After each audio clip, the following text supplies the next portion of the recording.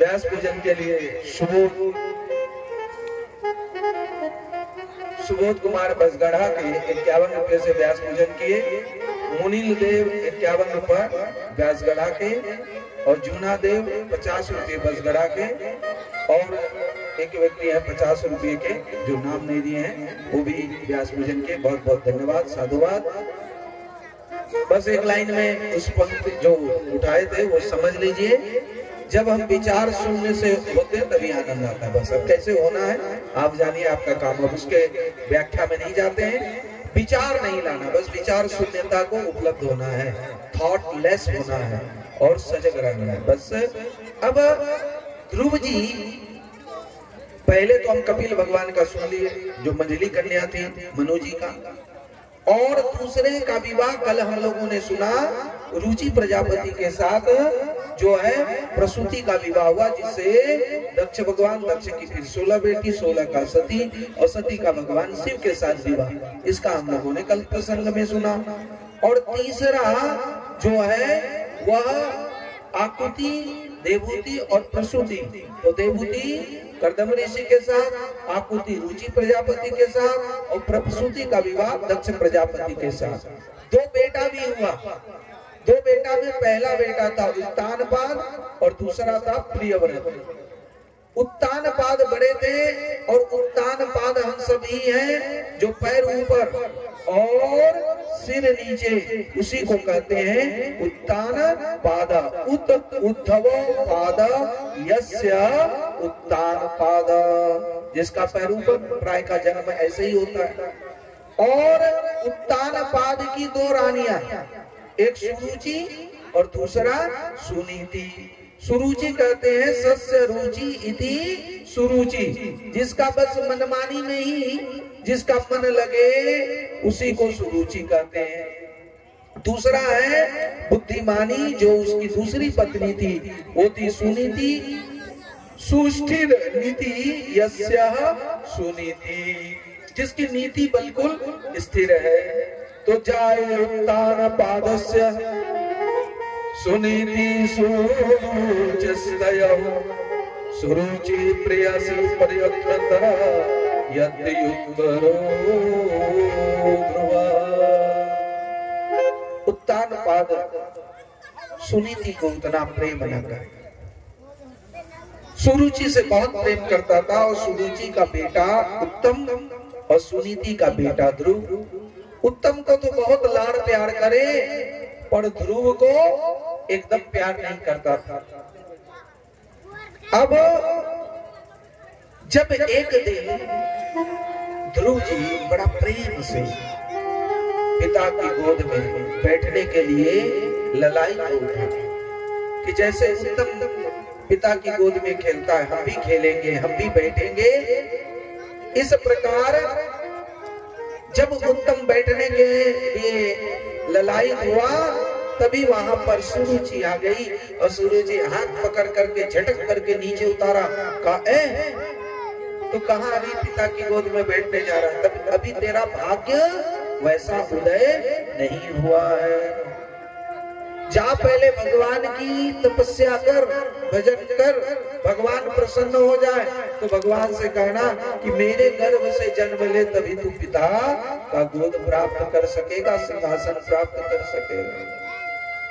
सुरुचि कहे तपसाराध्यम पुरुषः तस्मै अनुग्रह में गर्भे त्वं साधयत्तमाना मंदार नपाश्रयः मातृशपतनया साधुरिक्तवित्तनं हित्वा मिषन्तिं पितर सान्धवं जातु मातु प्रदारम्। तपसाराध्यम, जा भगवान की तपस्या कर, जा यहाँ से दूर हो जा। जब इस तरह से व्यंग्यवान से ध्रुव जी का हृदय छलनी किया, ध्रुव जी रोते हुए अपनी माता सुनीति के पास आए। सुनीति का बेटा क्यों हुआ, क्या हुआ, किसने मारा? अरे कोई कुछ कहा? अरे कुछ बताएगा तब तो मैं जानूंगी बेटा क्यों रो रहा है। अब ध्रुव रोए जाए, अब रोना और बोलना एक साथ तो हो नहीं सकता। अब और जोर से रोने लगे। कहा बेटा कुछ पता भी तो। तभी एक दासी पुत्र आया और कहा मैया ये इसलिए रो रहा है क्योंकि विमाता ने, सुरुचि ने इसे व्यंग बाणों से आहत किया और उस व्यंग बाणों के कारण ही ये रो रहा है। अरे उसने कहा कि जा भगवान की तपस्या कर, मेरा बेटा बनेगा तभी तू पिता की गोद में बैठेगा। तो कहा कि ठीक ही तो कहा है, क्या गलत कहा। मैया सुनीति ने सोचा जब हमें ही सुख नहीं मिल रहा है, हमें ही जब राज प्रसाद का जो आनंद नहीं मिल रहा तो हमारे बेटे को कहां से मिलेगा। सोचा चलो इसी बहाने भगवान की भक्ति तो कर लेगा और फिर आगे भगवान की जो इच्छा होगी सो होगी। सुनीति ने बहुत सुंदर समझाया, बेटा दुखे सती पापम क्षीयति और सुखे सती पुण्यम क्षीयति। जब जीवन में दुख आए तो समझो पाप का नाश हो रहा है और सुख आए तो पुण्य का नाश हो रहा है। कोई पूर्व जन्म का पाप होगा बेटा, इसीलिए हम सबको इतना दुख, इतना कष्ट मिल रहा है। इसके लिए तू एक काम कर, भगवान की भजन में लग जा। ठीक ही तो कही है। और जहां पर कृपा राम की होई तहां पर कृपा करे सब कोई। भगवान की प्रसन्नता पाले। ध्रुव जी ने कहा मैया भगवान कहाँ है? कहा भगवान कहाँ नहीं है। जहां प्रेम से पुकारोगे वहीं भगवान प्रकट हो जाते हैं। हरि व्यापक सर्वत्र समाना, अप्रेम ते प्रकट वही मैं जाना। बेटा जहां भी तुम भाव से, प्रेम से, एकांत में बुलाओगे जरूर भगवान आएंगे, क्योंकि भगवान सब जगह है और भगवान हमारे सब कार्य को देखते हैं। God is watching our every action, क्योंकि हमारे हृदय में ही बैठे और हृदय से सब हमारे कार्य को देखते हैं। इसलिए जा बेटा भगवान को प्रसन्न कर। ध्रुव जी कहते मैया मैंने सुन रखा है ऋषि मुनि भी बहुत तपस्या करते हैं फिर भी भगवान नहीं आते, उनको दर्शन नहीं देते।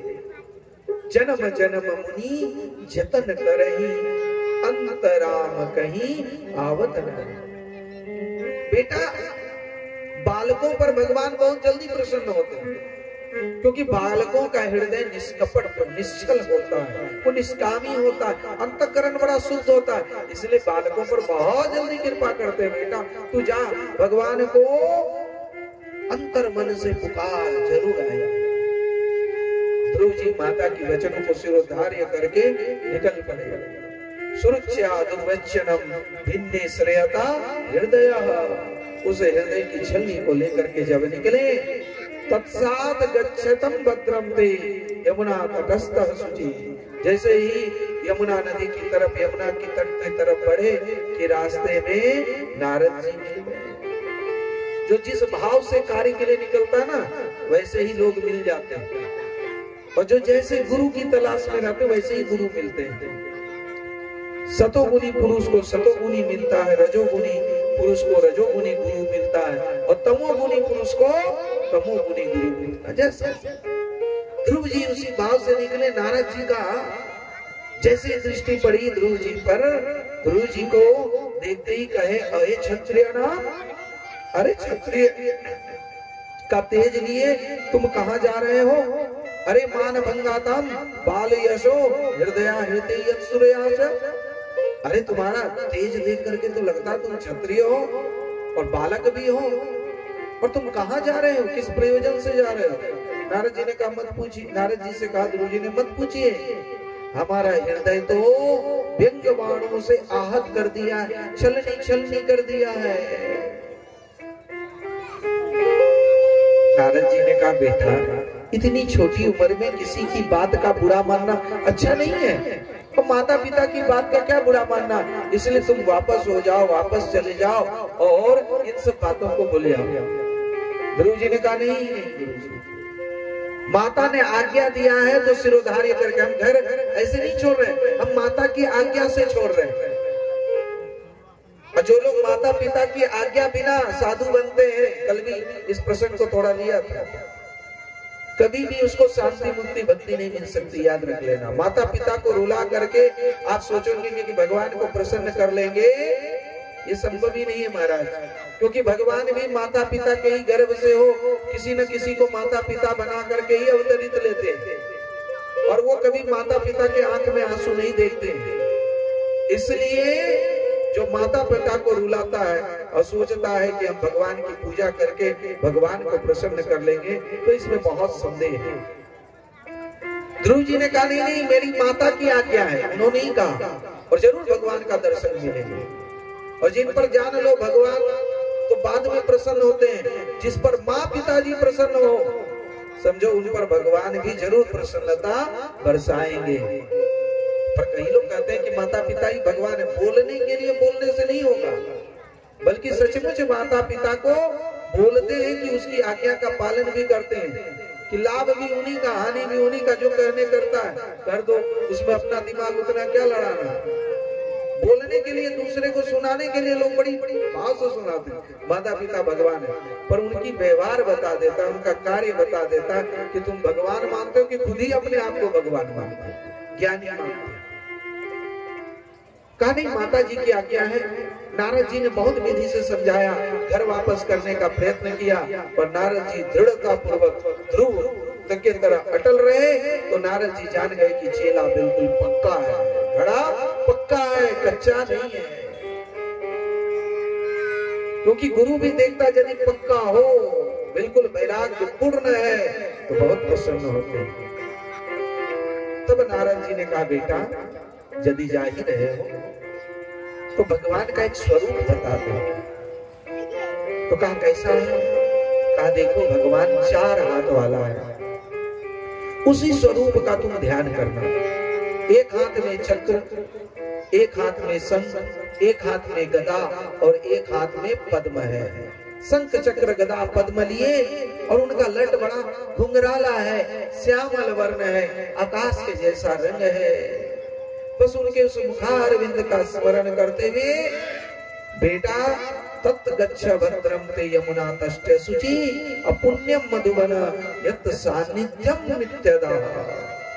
वहां जाकर के मधुवन में तुम बस ये 12 अक्षर मंत्र दे रहे, उस स्वरूप का ध्यान करते हुए इस मंत्र का जाप करना। तो कहा कौन सा मंत्र? कहा बस ये 12 अक्षर का मंत्र है, ओम नमो भगवते वासुदेवाय। इस मंत्र का जाप करना।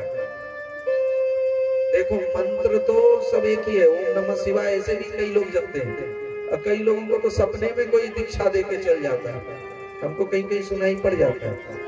अगर हमको तो सपने में मिल गया, अरे सपने में मिल गया, पर किसी के गोली से, जैसे बंदूक से गोली निकले तो उसका प्रभाव ज्यादा पड़ता है, और ऐसे गोली फेंक के मारो तो उतना प्रभाव